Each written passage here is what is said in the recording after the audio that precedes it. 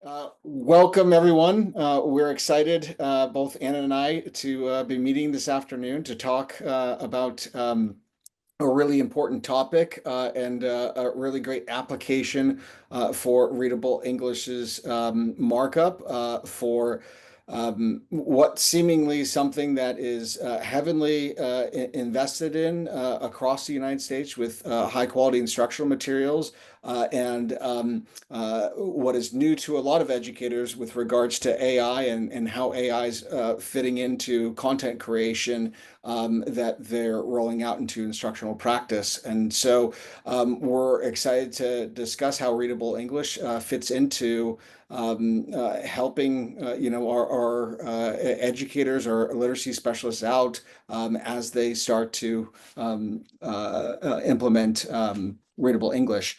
And so this is the second webinar in a new webinar series that we've rolled out, which are these tiny teaches, which we'll do a 15-minute presentation and then we'll open this up to a Q&A. And if it's anything like last time, it'll be a lively discussion. So we are recording this session and please do hold your questions to the end, but do encourage you to start putting questions into the chat box so we can start bringing that up at the end of the presentation. Again, my name is Tim Waldron. I'm the CEO of Readable English. Anna, you want to introduce yourself?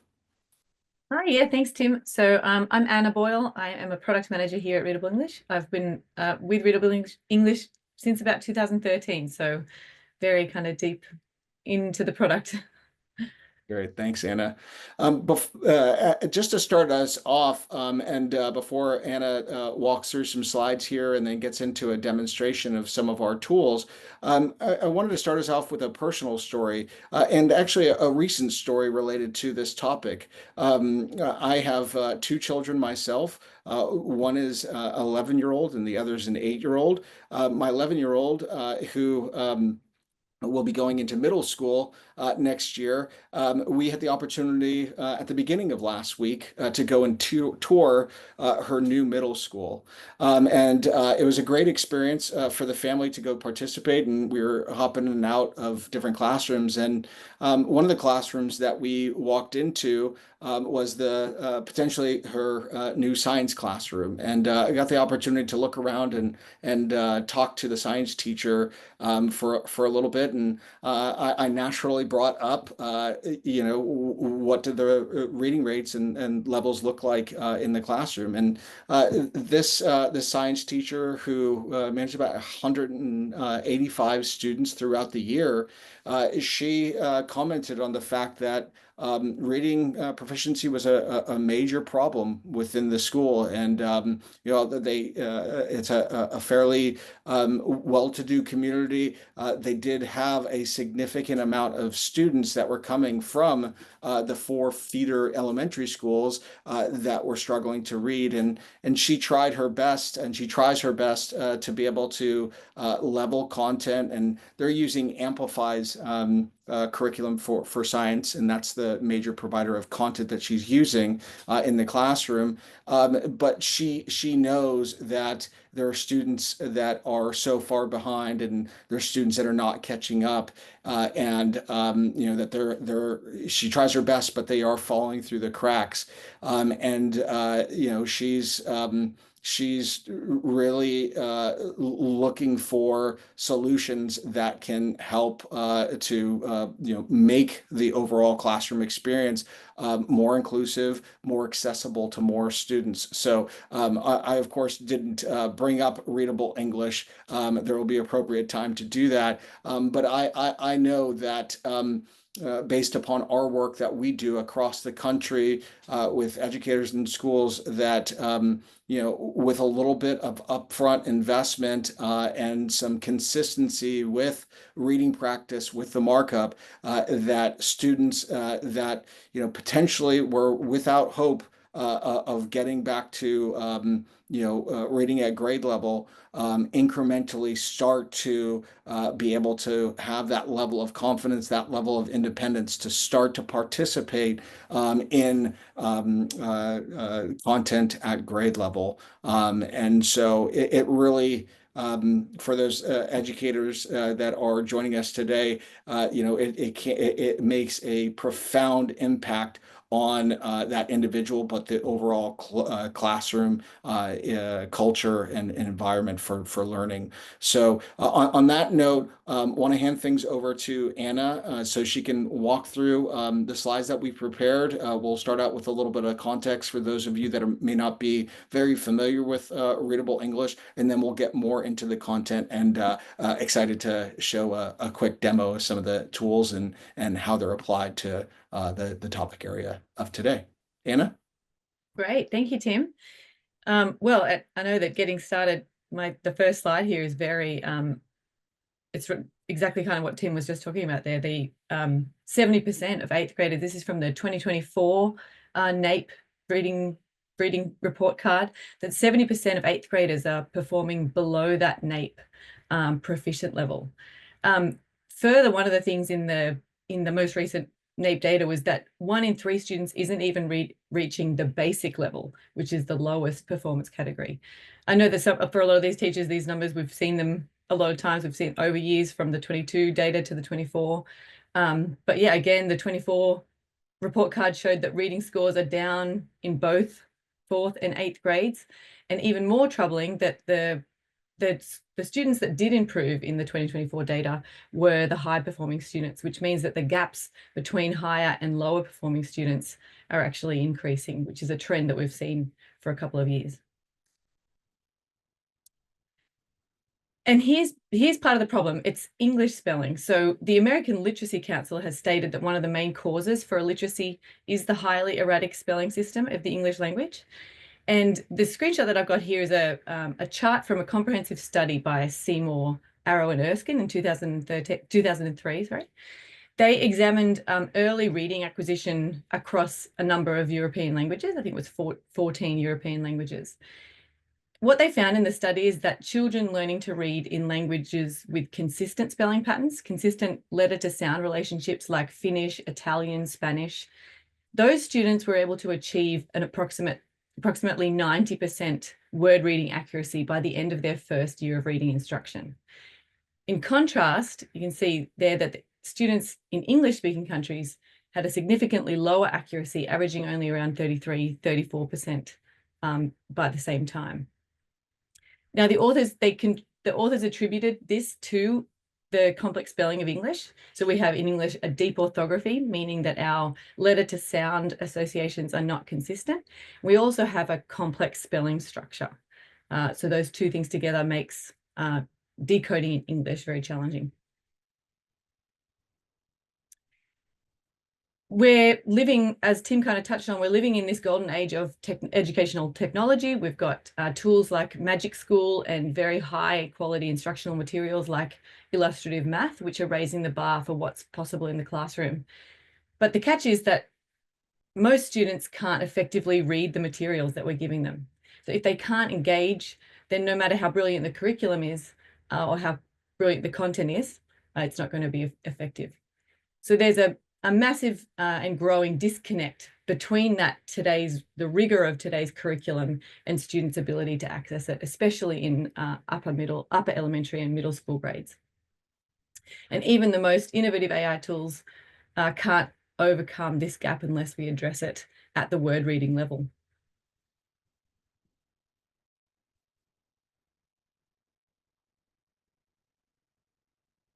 So that's where Readable English comes in. It's a layer of visual markup that turns every word into something that each student can decode instantly.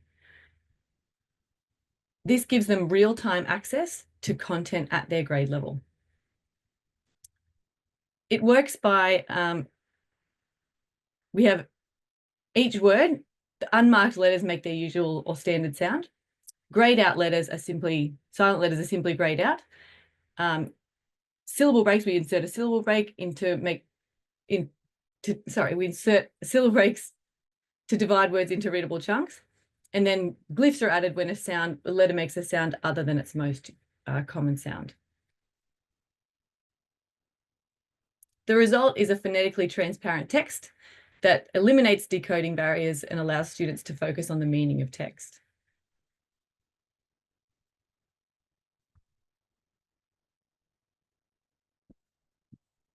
So talking like just there, talking about eliminating decoding barriers and allowing students to focus on the meaning of text. So in terms of, if we look at Scarborough's reading rope, Readable English primarily supports the word reading, the word recognition component of the rope.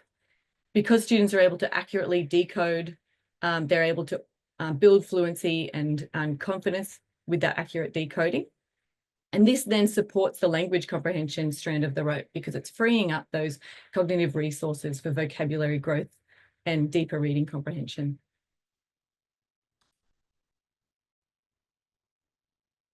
So when we apply this markup to high quality instructional materials or AI generated content, we're transforming our texts into inclusive materials.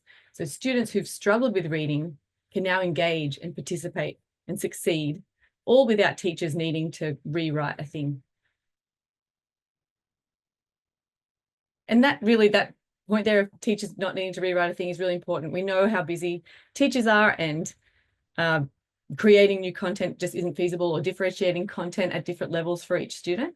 So that's something that we're going to demonstrate today, this kind of 5-minute workflow of how we can create materials, either by sourcing our high quality instruction materials or using AI, then applying the markup. I'm going to show you how we can apply our markup to those materials, and then of course sharing it with our students.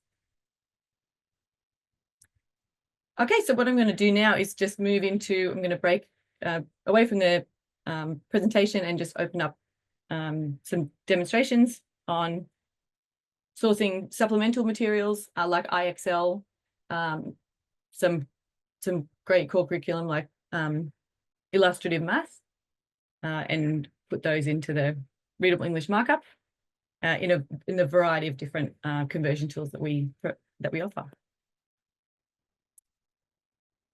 Okay, so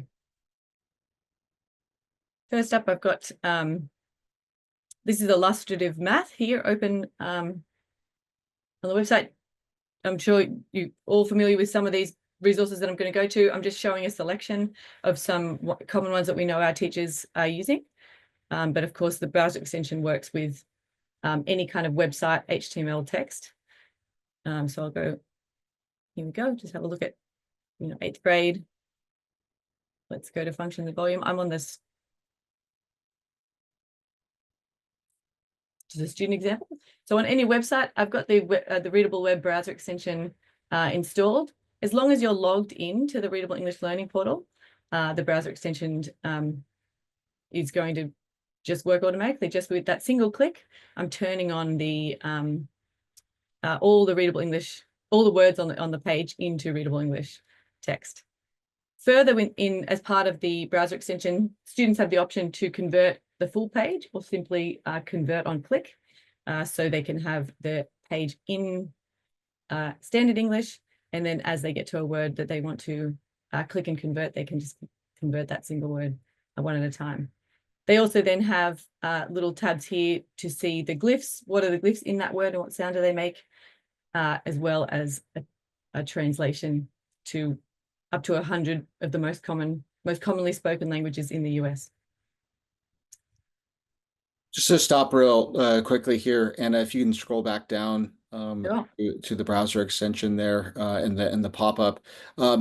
Just clicking on the definition there. Just looking at practical applications here, the one feedback that we're getting a lot of is that this is just creating a lot of independence, again, and confidence in readers. They can, these readers that have long time struggled, now rather than having to be pulled out of their class to work on decoding exercises, they now have this code to be able to decode and get to a level of automaticity with these words, but also have access to the support that they can discreetly go in and not only decode the word, get a refresher on the code if they need help, but also get help with the meaning behind that word. And so there's this one-on-one independent application for readers. Additionally, though, what we're seeing with a lot of teachers is they'll do small group or whole class exercises where they're doing read out louds, whether it's math, whether it's science content, or a simple story. And they'll if that teacher wants to stop and focus on a word that they know consistently students are struggling with in terms of both decoding and comprehension, they can utilize this tool to facilitate that content just in that moment to be able to focus and provide that level of instruction and intervention, and a quick dynamic way to get involvement and get that really crucial practice in utilizing this readily accessible tool applied to the content that they're already using.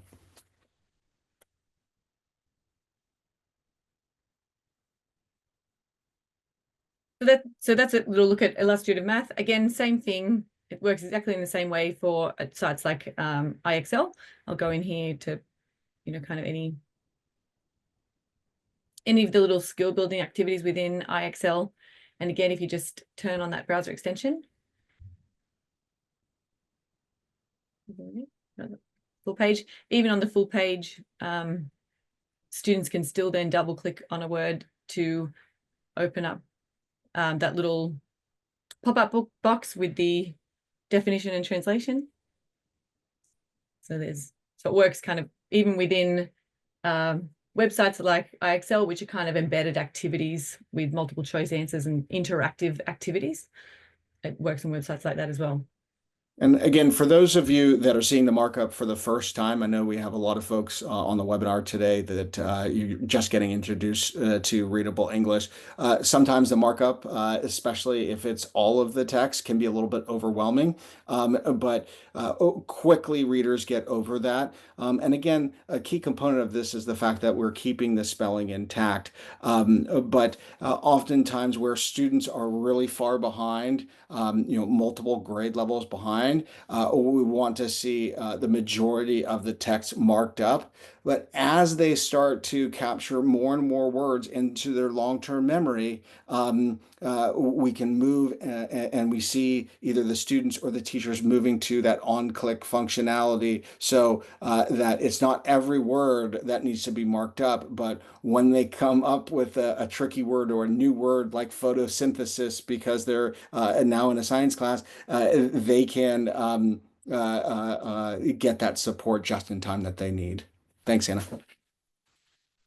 So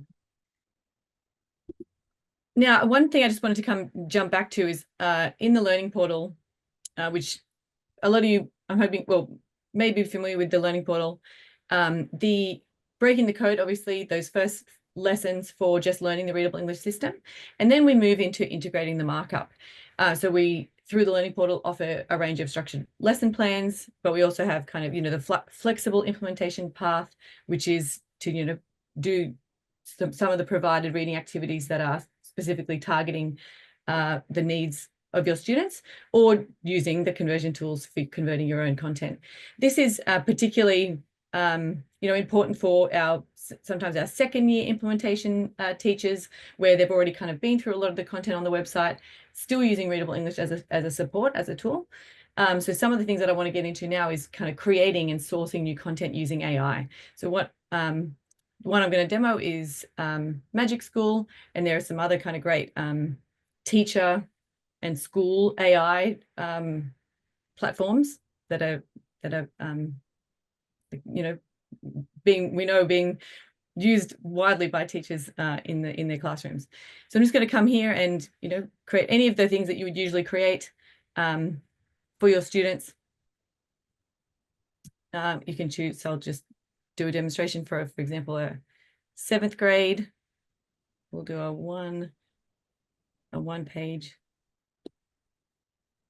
on, there was a little prompt there, the dangers of texting and driving.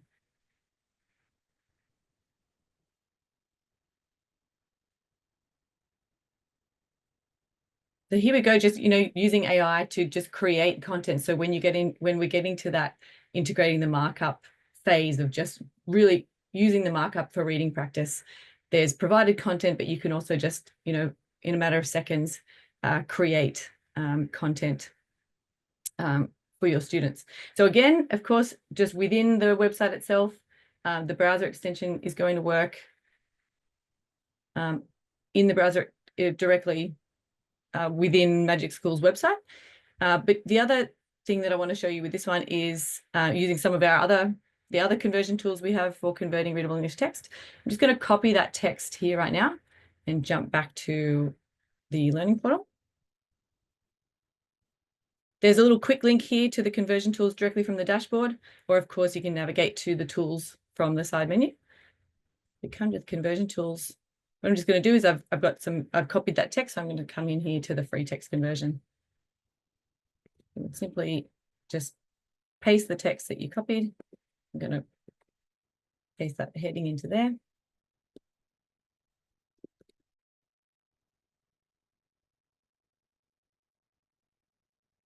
You can also add images to any of these documents. You can link an image as well as when you're converting this text here. And, instantly that text is converting into readable English. Now, this is what we call one of the e-reader conversions. So the text has been converted into an e-reader. So students have the full kind of functionality of the e-reader here.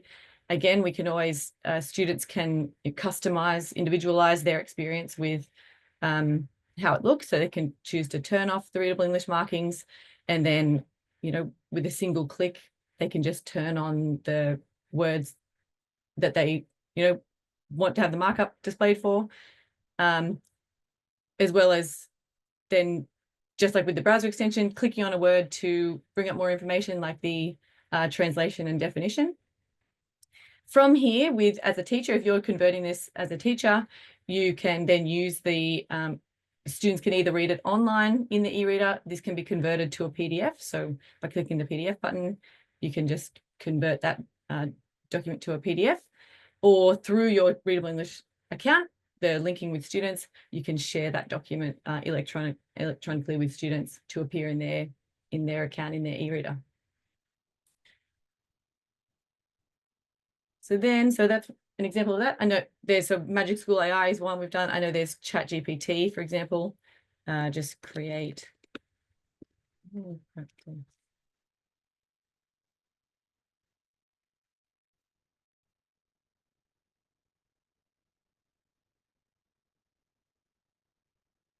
I know a few of our teachers are in Indiana, so you can do things like using the iLearn academic.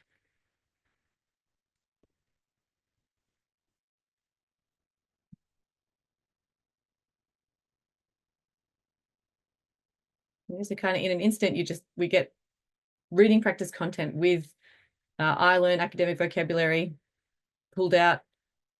There's a passage reading practice for students, the vocab that they've pulled out with some comprehension questions.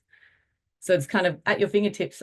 It's just so good to be able to get this, high quality or just reading practice material for students with Readable English. Again, we've got you can use the browser extension directly from the browser, or this again, just copy the text and use the conversion tools within the learning portal if you prefer to have it in the e-reader format. Okay, and then I think the last one that I was going to show was coming back to the learning portal, the conversion tools. So a lot of the materials that you may have, so we kind of looked at a lot of web-based materials. Then a lot of content, sometimes teachers have PDFs, worksheets, things like that are already in PDF format. So I'm going to come back to our conversion tool, and we have here in the middle of the PDF conversions. I'm going to come to the PDF conversion. What you can do there is then drag and drop or select the files that you want to upload. And you can do not one at a time, you can do as many at the same time. I'm going to upload them. Convert. So it's kind of converting all those documents instantly all together. I'm going to come here to my external documents. Actually, one thing I guess I was just going to show you before even opening them up was what they actually look like as PDFs. What they are, so that you can see the PDF conversion. I guess the important thing with this is retaining the formatting of the text. So if there's a picture or a table, we don't want to disturb or disrupt that formatting. So the PDFs stay as they are, the questions, text, the image, things like that there. Come back to my folder now. These are chemical potential energy PDF. These were real just worksheets that I got from some of our teachers just last week that they've been using with their students. So you can see that the Readable English markup has just been instantly placed onto all of those PDF worksheets. Right. Anna, this has been excellent. I know we only have 2 minutes left for allotted time here, so Yes. I wanted to open up the webinar here for any questions. We did have a few questions come through. One of which was asked while you were talking here. If the question being, is the extension disabled when students take computerized assessments like NWAA, MAP, or ACT? The answer is to that. Yes and no, right? What we're seeing with a lot of educators that are working with students with IEPs, that they're writing in the enablement of the browser extension to be able to be accessible for students that need that extra support. But by default, it wouldn't necessarily be enabled. But it's really a mixed bag of where we see, the extension enabled versus not enabled. The key thing that's underpinning this is that to be compatible, the text itself, whether it's a test or if it's a curriculum or it's content that's free or behind a username and password, the content needs to be in JavaScript or HTML to be compatible. The good thing is that the vast majority of content that's used in schools meet that criteria. So Anna showed several examples today, but we've thoroughly vetted a lot of the major curriculum providers that we've see around the country, and the browser extension is compatible. Another question that came through was they're asking, and be interested to get your perspective on this. If you could share some examples of how applying the markup to both HQIM and AI created materials has impacted student engagement and reading outcomes, particular for multilingual learners or those with dyslexia. Do you have any comment on that? Yeah, for sure. So I think definitely the first one that springs to mind is in terms of student engagement. So we know that I've heard from teachers that direct feedback is that students are more likely to be comfortable reading out loud in class. So this is particularly true for our multilingual learners. They can often be not very confident in reading out loud, that worried that they might be pronouncing some of the words wrong. So that's been the biggest thing, that the teachers are saying that students have more confidence in reading out loud when they're in class. And also just that engagement in when they can read it, they can understand it, they're engaging in class more, they're engaging with their peers, with the teacher on the content of what they're reading. In terms of AI, I think definitely the engagement is there in terms of being able to just create any materials that students are interested in.